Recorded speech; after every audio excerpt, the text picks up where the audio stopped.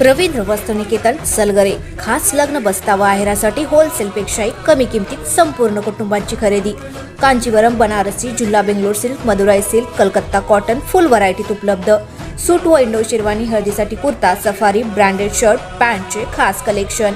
असंख्य व्हरायटीसह 51% भरघोस डिस्काउंट। जादा झालेला माल परत घेऊन पैसे परत। त्वरा करा, आजच भेट द्या रवींद्र वस्त्रनिकेतन सलगरे।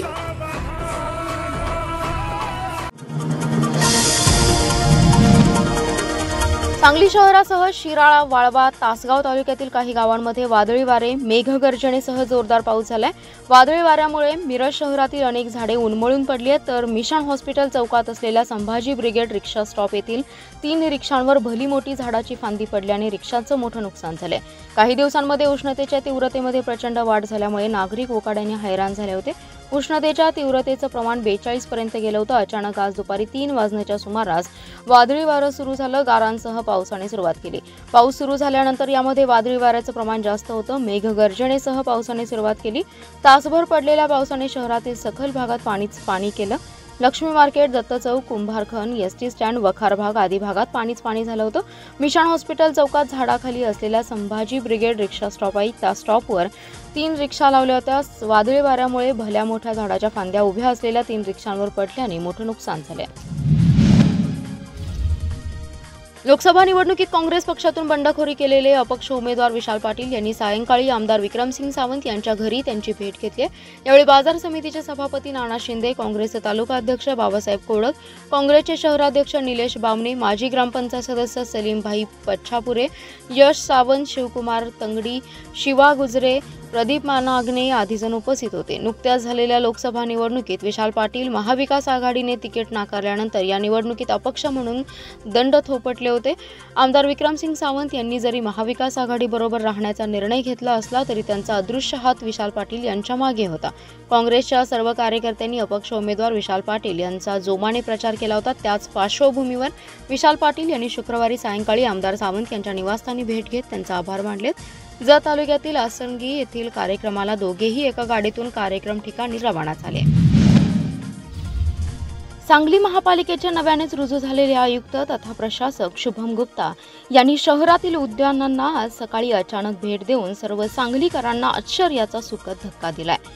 सांगलीतील अमराई उद्यान, त्रिकोणी बाग आणि महावीर उद्यान, बापटमाळा येथे भेट देऊन या ठिकाणी फिरायला येणाऱ्या नागरिकांशी त्यांनी सुसंवाद साधलाय।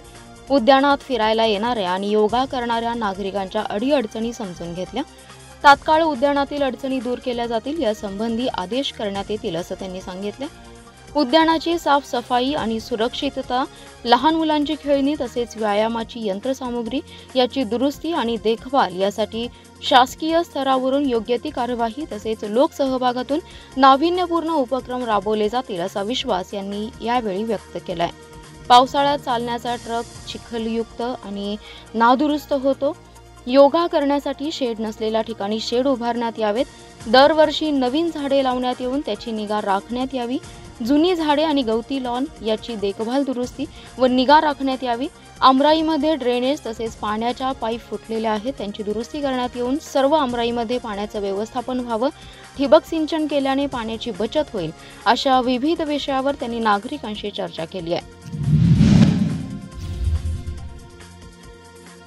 आमदार विक्रम सावंत यांनी जत तालुक्यातील म्हैसाळ योजनेतील तातडीने कामे पूर्ण करण्यात यावी अशी मागणी केली आहे। जत तालुक्यातील 6व्या टप्प्यातील विस्तारित म्हैसाळ योजना कामासंदर्भात जत येथे बैठक आयोजित करण्यात आली होती। या बैठकीत आढावा घेऊन कामे मार्गी लावण्यासंदर्भात त्यांनी सूचना केल्या। या बैठकीला विस्तारित म्हैसाळ योजनेचे अधीक्षक अभियंता पाटोळे, कार्यकारी अभियंता सचिन पवार यांच्यासह अधिकारी उपस्थित होते। या बैठकीनंतर तातडीने घटनास्थळी भेट दिली आहे। येळदरी या ठिकाणी Lakshmi civil engineering services private limited Kolhapur या कंपनीमार्फत सुरू असलेल्या कामाची पाहणी केली। तसेच येळदरी आणि बेळुंखी या भागातील पाहणी करून तातडीने मे अखेर कामे पूर्ण करावीत। तालुक्यातील पाझर तलाव, कोल्हापूर पद्धतीचे बंधारे आणि साठवण तलाव हे पावसाळ्यात भरून द्यावेत अशी मागणी देखील यावेळी करण्यात आली आहे। आमदार विक्रमसिंग सावंत यांनी म्हैसाळ विस्तारित योजनेच्या संदर्भात अधिकाऱ्यांची बैठक आयोजित केली होती। या बैठकीत म्हैसाळ योजनेचे काम लवकरात लवकर पूर्ण करा, ज्या अडचणी आहेत त्या अडचणी दूर करून लवकरात लवकर ही योजना पूर्ण होऊन पाणी पोहोचवणं गरजेचं असून त्यासाठी अधिकाऱ्यांनी आता मरगळ झटकून कामाला लागावे असे आमदार विक्रम सावंत यांनी सांगितलं आहे। वंचित बहुजन आघाडीचे राष्ट्रीय अध्यक्ष प्रकाश दादा बाळासाहेब आंबेडकर यांच्या वाढदिवसाचं औचित्य साधून शहरातील शासकीय रुग्णालय आणि कुपवाड येथील वृद्धाश्रमात फळे वाटप आणि अन्नदान करण्यात आले। वंचित बहुजन आघाडीचे युवक प्रदेश उपाध्यक्ष इंद्रजित घाटे यांच्या मार्गदर्शनाखाली हा सामाजिक उपक्रम राबवण्यात आला। यावेळी इंद्रजित घाटे यांनी शासकीय रुग्णालयात उपचारार्थी रुग्णांना फळे वाटप करून त्यांच्या प्रकृतीची विचारपूस केली। वंचित बहुजन आघाडीचे राज्य उपाध्यक्ष प्राध्यापक सोमनाथ साळुंखे यांच्यासह जिल्हा महासचिव राजू मुलानी, मिरज तालुका अध्यक्ष विशाल धेंडे, मिलिंद कांबळे, डॉक्टर सचिन सकरे, सिद्धार्थ माळी, याकूब बागवान, शुभम चंदनशिवे, किरण सकटे, बबन चंदनशिवे, शुभम वाघमारे, मनोज खोत आदी कार्यकर्त्यांनी या उपक्रमात भाग घेतला। मिरज शासकीय रुग्णालय आणि कुपवाड येथील वृद्धाश्रमात मदत देऊ केली। वंचितांकडून मिळालेल्या या मदतीबद्दल रुग्ण आणि वृद्धांनी समाधानाची भावना व्यक्त केली। इंद्रजित दादा घाटे आणि सोमनाथ साळुंखे यांनी स्वतः अन्नदान केले।